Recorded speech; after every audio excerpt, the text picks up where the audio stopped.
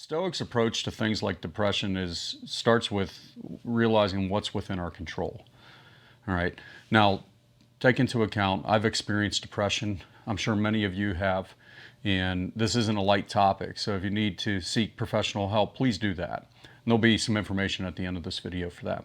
If a Stoic were to address depression, there might include the dichotomy of control. We need to accept the things that's within our control and sit and reflect and understand that many things are out of our control. There's many things we can't do anything about. Accepting the things that aren't within our control is just as important as working on the things that are within our control. So let's take, for example, your money situation. It's a source of a lot of stress. It can lead down the emotional path of depression when you feel there's nothing you can do about these insurmountable problems that come up when it comes to finances. But that's kind of within our control. Many times life happens, right? The hot water tank goes, your car breaks down. There's all these different things that could happen. You're just like, well, that was out of my control. Maybe we have to sit and reflect and say, was there something I could have done better?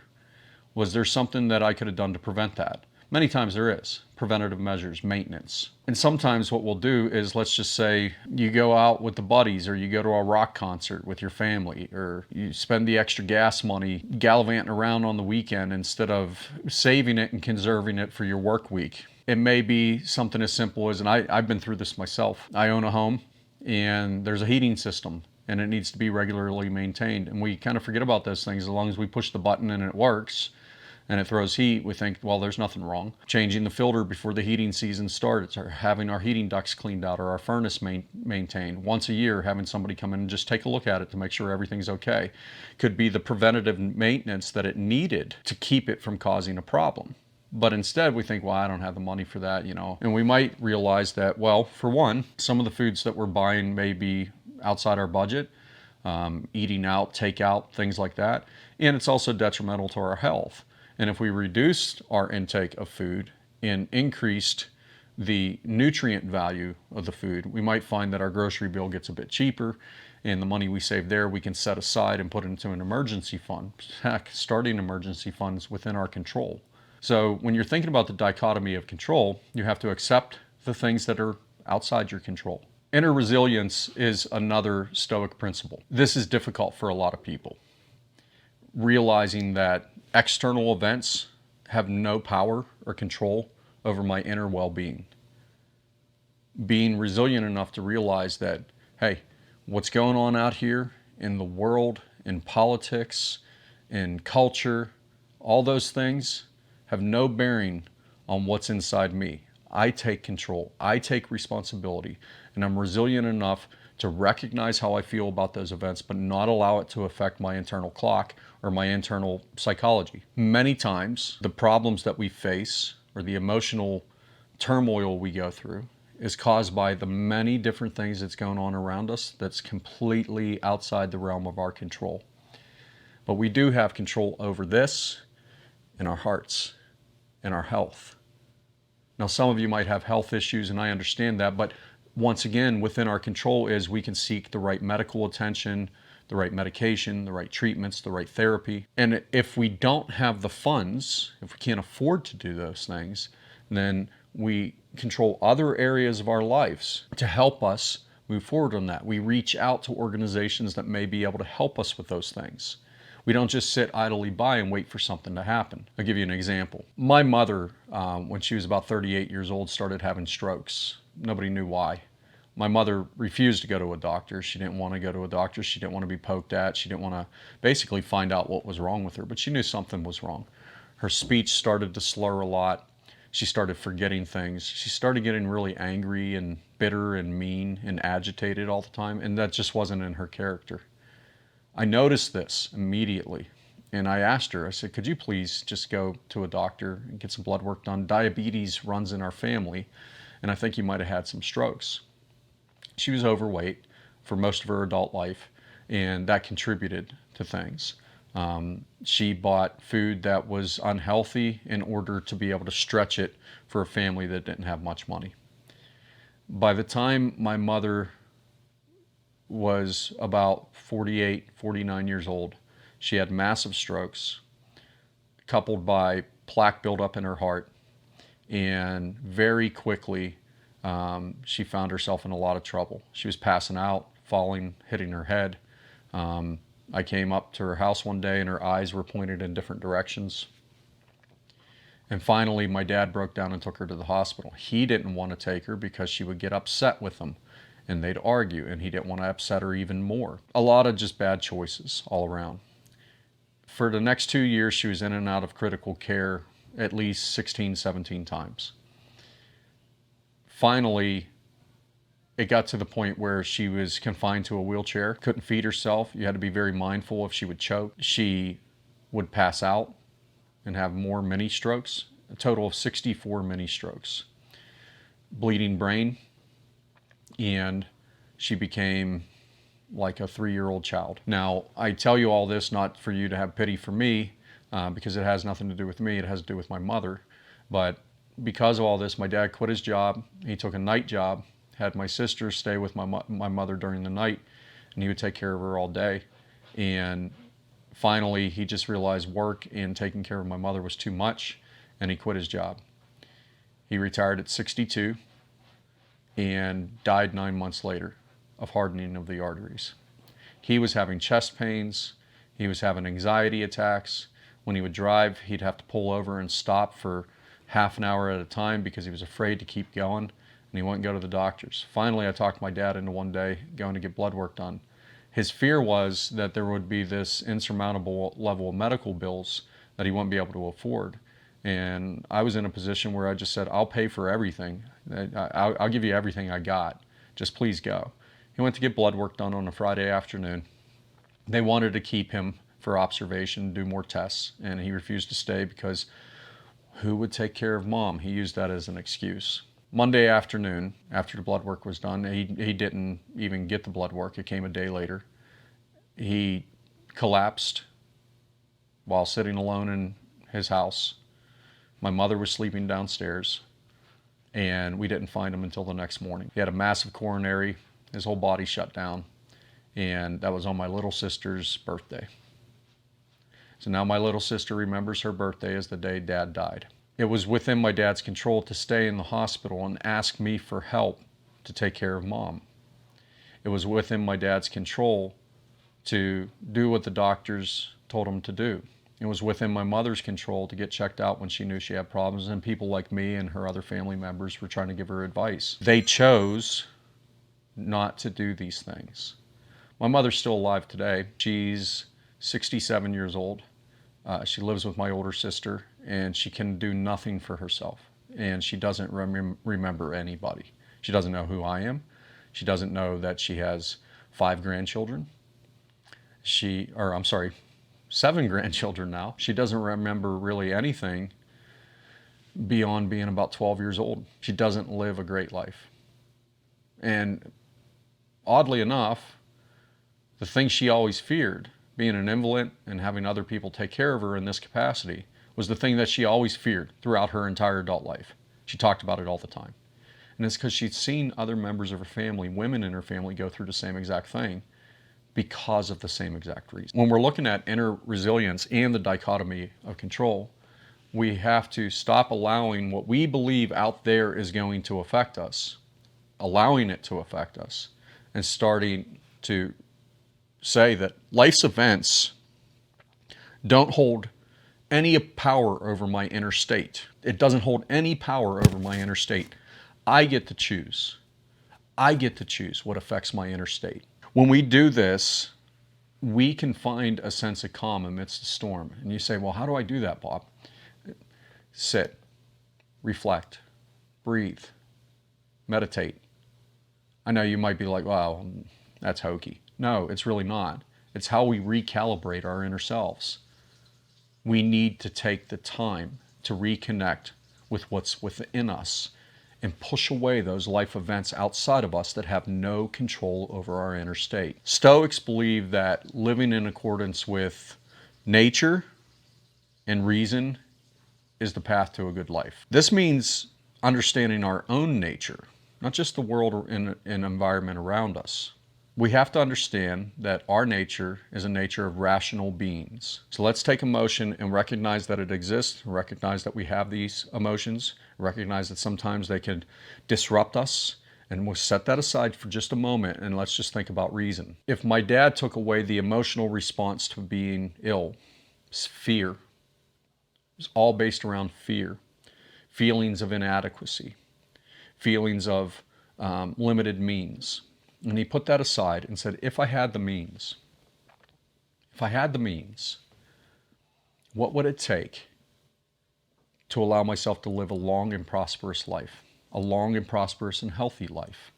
What would it take for me to be able to go in, day out, and spend the time with the people that I love and feel better physically and not walk around in fear all the time? My dad and I had these discussions. And it was difficult for a 62-year-old man, after 60 years of programming basically, to get in touch with that part of things. He was scared. He talked to me a lot about being scared. The moments that him and I were together, his fear melted away. When he died, I spent the next 4 years in depression. Not in a sense that I realized I was. It was just in a sense that I was exhausted, mentally fogged, not very focused on things. And I realized that many of the things that I did throughout my day-to-day was to inspire my dad and to help my dad, and I liked working with my dad. Sorry about the light going out. And when he was gone, I had to recalibrate why I was doing many things, because many of those things revolved around him. In the context of depression, that might mean, when we're looking at the dichotomy of control and nature and reason, that might mean looking for outside help, therapy, national help hotline, the right medication, because sometimes it's a chemical imbalance, being part of a group, or just sitting and talking with the people that you love that don't judge you, that will listen. When we can reason with the fact that some things that are affecting us in this inner state are inside of us, we need outside help to help us through that. And for men, a lot of times it's very difficult to ask for that help. Well, if you take the Stoic path to that, you have to set aside that emotional response and say, well, I know with the right help that I can get through this because I control my inner state. And I want to seek out and talk to the people that specialize in voluntarily help people in this place. It's what they chose to do. It's their passion in life. They're not going to hold it against you. The Stoics often practice the view from above. Think about it this way. Imagine you could view your entire life from 5,000 feet above, bird's eye view. You can look at everything that's going on, and you can see everything that's you're allowing to affect you from the external. That offers us a broader perspective. When we think about these things properly, we'll realize our challenges, including depression, in the larger context of the universe, isn't as overwhelming as you might think. There's so many other things in our lives that we could be happy about. There's so many other things in life that we can take pleasure in. And then some of the things that we're experiencing or some of the events that's going on that we're allowing to affect us in the grand scheme of the universe is so infinitesimally small, like a grain of space dust. We begin to realize that, well, these problems aren't as overwhelming. And if we take that approach to reason and look for external guidance and help and mentoring and therapy and things like that, these small dust-like issues that seem to be affecting us so much would just wisp away in the wind. Now, that's not saying don't take care of the problems and just shrug them off like they don't exist. That's not what a Stoic does. They face those issues. They use reason to guide themselves through it. They reconnect with nature and the nature of themselves. They show that inner resilience, and they reflect on the dichotomy of control to help them through it. They don't pretend it doesn't exist. just like you shouldn't either if you're going through those things or somebody you love is. There's another path in Stoicism called negative visualization. Now, this one you have to be careful about if you are experiencing depression or if you're giving guidance to somebody that is experiencing depression. Once again, that's why I say if you need to, seek professional help. Negative visualization in a nutshell, in today's terms, is basically this situation seems bad, but let's think about the worst possible scenario. I mean, so out there that I know this couldn't possibly get this bad, but let's think about what's the worst possible thing that could possibly come of this. Now, for a lot of people that get stressed or depressed or anxiety, you don't want to do this process alone, okay? But for the rest of us that just experience our downtimes and we go through some things and we're trying to develop some inner control, we can look at that and say, well, if that's the worst case, what I'm experiencing right now, it's not as bad as I thought it was. And if that's the worst case, if that's what life would look like in that scenario, and what I'm experiencing right now is not that, I have a lot to be grateful for. I have a lot to be happy about. These are the things that help me overcome experiencing. I don't believe anybody has depression. I believe most people are experiencing depression because of outside factors, allowing outside factors to influence their inside, chemical imbalances, mental health issues, obviously. But I believe most people are experiencing depression.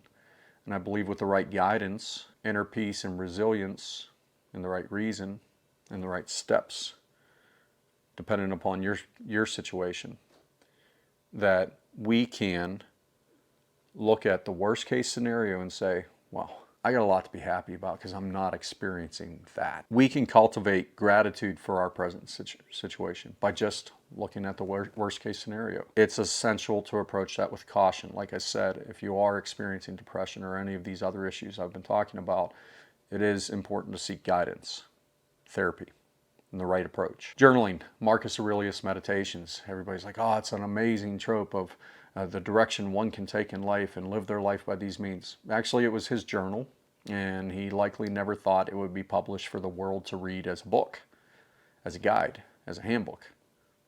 This was a man that was working through his own inner self, his own inner nature, and reflecting upon how he wasn't allowing the outside world to affect him because, you know, as an emperor and a leader and a man that sacked countries and stole the riches from other nations, he actually lived a very simple life.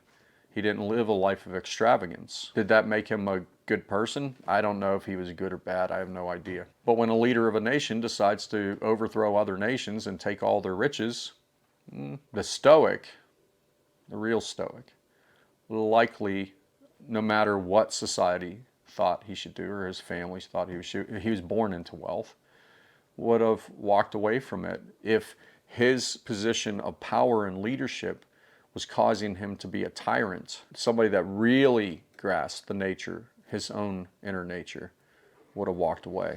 Or maybe he found that he just didn't allow those things to bother his inner nature. But journaling's critically important. I don't pretend to know what Marcus Aurelius was going through. It allows us to keep our thoughts, reflect on them, and challenge them. And that's important. A lot of times when we get into situations of depression, it's very difficult to do that. But journaling helps us do that. It helps us document. We have so many fleeting thoughts throughout the day.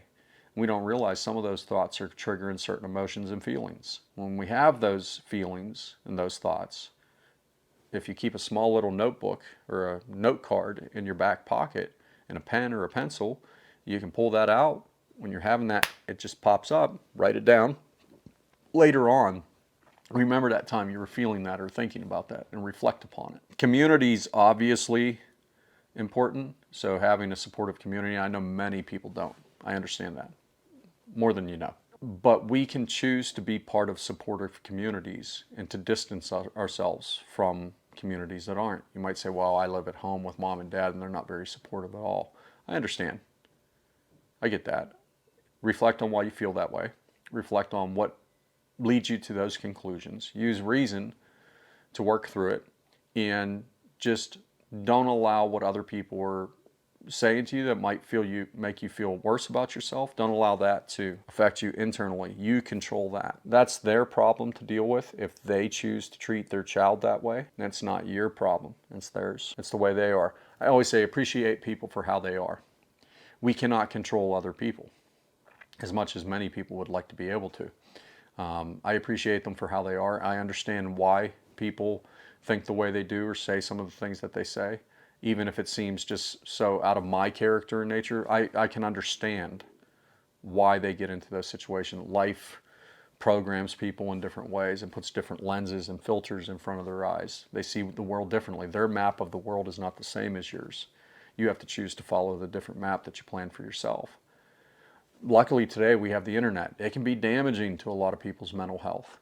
It can be damaging if you join the wrong community online. But when you're part of supportive communities, or you're on a YouTube channel like this where nobody is going to hold your thoughts against you in the comments below, because I won't allow that. I will get rid of those comments immediately and block those people.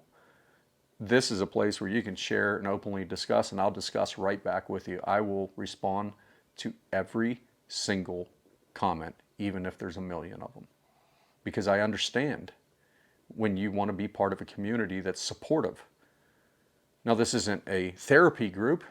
You need to join one of those if you feel you need one of those. But if you want to talk about your discoveries and your reflections and the things that confuse you and the questions that you may have, feel free below. I will discuss them with you, and I won't hold any of it against you. Stoicism teaches the acceptance of the natural course of things. Recognizing that you're experiencing depression, recognizing that you're experiencing overwhelmingly sad or mental thoughts is the first step to realizing the path towards overcoming that. But you have to first accept it. I know that sounds like some kind of a program, right? But it really is. Life is a program. It's a big therapy program. It's a big experiential journey. The purpose, the meaning of life. People always, what's the meaning of life? Experiences.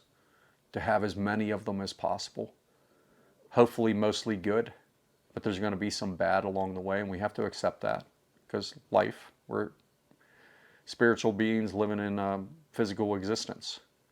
We're going to stumble, we're going to fall, we're going to make mistakes. We're going to have irrational thoughts, and rational ones. But accepting that one is facing depression can be the first step towards overcoming it. That's where I had to be when I didn't realize how depressed I really was. And I was noticing my family was kind of tiptoeing around me. They were filtering what they would say to me. I'm pretty good at picking up on what other people are doing. And I stopped and I said, why is this happening? And I just started recounting. And I'm looking back through my journal, because I've been writing in a journal every day since I was 10 years old. And I saw it. I saw where it began, and I saw how it began to escalate and all the steps that and I realized really fast, wait, let's recognize all that. I want to think through these things. And it came back to my dad died by himself. And I felt really bad about that. And here's why. The night before, I was driving past his house. It was probably about midnight, and I saw his light on in his bedroom, and I thought, that's weird.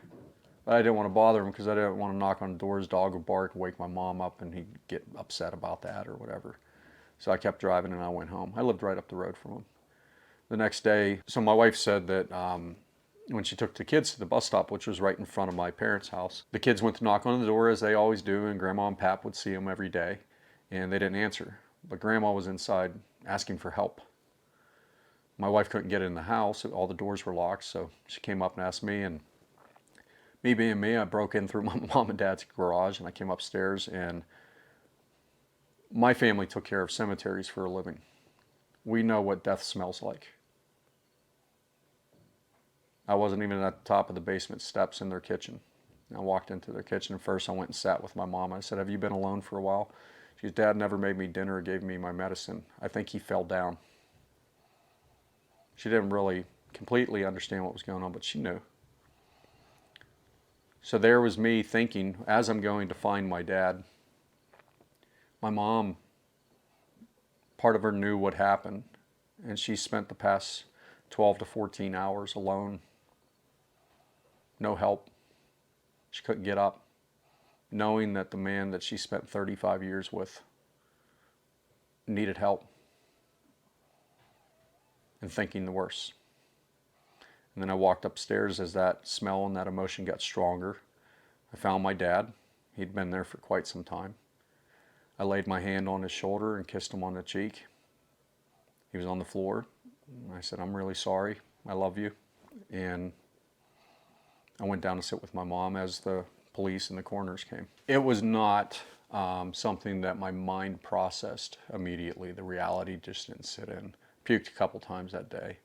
And I was watching the sunset up by my house up on the hill, and no joke, the sun reflected off the clouds, and the clouds looked like the shape of my dad's face. Now, was that my mind playing tricks? Probably, maybe. But I felt comforted in that moment. But the months that went on after that, the years that went on after that, I felt less and less comfort. And I realized it was eating me up inside. And I never talked about all those events in that way. Because I couldn't get the words out. I couldn't choke past it. Now I can. The reason I can now is for you. So you can use that. So you can leverage that. So you can remember that story. And for my family. Because I don't want to be the person that's walking around in a cloud and in a fog and in the dark. I want to be awake and aware and have experiences with them and be focused with them and enjoy the love and gratitude I have for them. And I also want that for me. I want to feel that for me, so I do. I miss my dad. It's sad. It could have been within his control. I don't know. But what I do know is I can control how I move forward from this day forward. And I can share stories like that with you. So once again, if you're experiencing depression or you know somebody that does, don't try to go this alone. Take the words that I said, share this video with other people, and share your comments below. That's the first step. The next step, take the time to do the things we talked about and move forward. Take care.